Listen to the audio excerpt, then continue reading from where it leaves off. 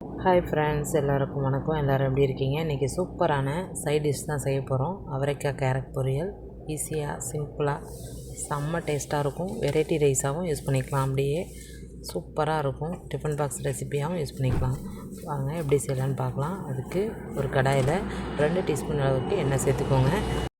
எண்ணெய் காஞ்சோடனே அரை டீஸ்பூன் கடுகு, அரை டீஸ்பூன் உளுந்து ரெண்டும் சேர்ந்து பொரிஞ்சதுக்கப்புறம் காஞ்ச மிளகாய் ஒரு 2 எடுத்து அதையும் சேர்த்துக்கோங்க. அது கூடவே அரை டீஸ்பூன் பெருங்காயம், ஒரு பெரிய வெங்காயத்தை பொடியாக அரிஞ்சு அதையும் சேர்த்து நல்லா வதக்கி விடுங்க. ரொம்ப கலர் மாறாமல் நல்லா பொன்னிறமாக இருக்கிற போதே நம்ம செஞ்சிடணும். அப்போ தான் சூப்பராக இருக்கும் லாஸ்ட்டாக ஃபினிஷிங்கு. அதனால் வெங்காயம் எல்லாமே அரை பதத்துலேயே வெந்ததுக்கப்புறம் 1 கப் அளவுக்கு அவரைக்காயை சேர்த்துக்கோங்க. பொடியாக நீளமாக அரிஞ்சு வச்சதை நல்லா கலந்து விட்டுட்டு அது கூடவே 1 கப் அளவுக்கு கேரட்டும் பொடியாக நீளமாக அரிஞ்சு வச்சுருக்கேன். அதையும் சேர்த்து நல்லா கலந்து விடுங்க. ஒரு 3 டீஸ்பூன் பாசி பருப்பை ஒரு அரை மணி நேரத்துக்கு முன்னாடியே ஊற வச்சு வச்சுருந்தேன் தண்ணியில். அதை இந்த ஸ்டேஜில் சேர்த்துக்கோங்க.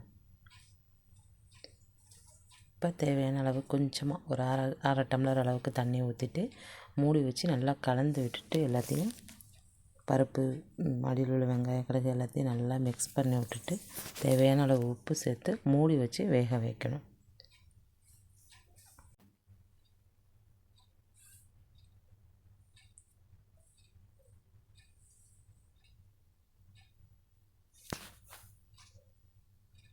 மூடி வச்சுட்டு அப்படியே விட்டுறக்கூடாது. ஒரு 2-3 டைம் எடுத்து நல்லா இது போல் கிளறி மேலே உள்ளதெல்லாம் பரட்டி விடணும். அப்போ தான் ஒரே மாதிரி ஒரே கலராக ஈவனாக வெந்து வரும்.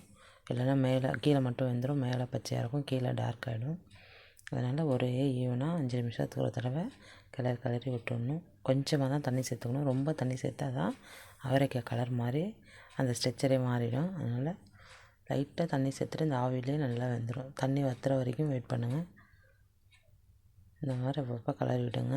இப்போ தான் காய் கலர் மாறாமல் இருக்கும். இப்போ ஒரு கொத்தளவுக்கு கருவேப்பிலை சேர்த்துட்டு நல்லா கலந்து விட்டு தண்ணியும் ட்ரை ஆகிடுச்சு. நல்லா கலந்து விடுங்க. பாருங்கள், தண்ணி எல்லாம் வற்றிடுச்சு. இந்த ஸ்டேஜில்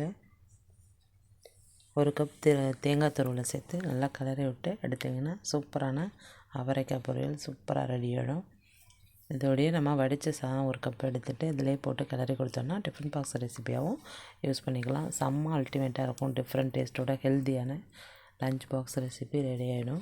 இதே போல் உங்கள் வீட்டில் நீங்களும் செஞ்சு பார்த்துட்டு எப்படி வந்துச்சுன்னு கமெண்ட் பண்ணுங்கள், லைக் பண்ணுங்கள், ஷேர் பண்ணுங்கள், சப்ஸ்கிரைப் பண்ணுங்கள். தேங்க்ஸ் ஃபார் வாட்சிங்.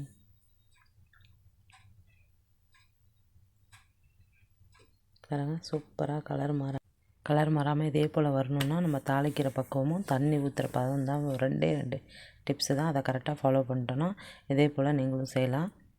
அதனால் இதே போல் நீங்களும் செஞ்சு பாருங்கள். எப்படி வந்துச்சுன்னு கமெண்ட் பண்ணுங்கள். தேங்க்ஸ் ஃபார் வாட்சிங்.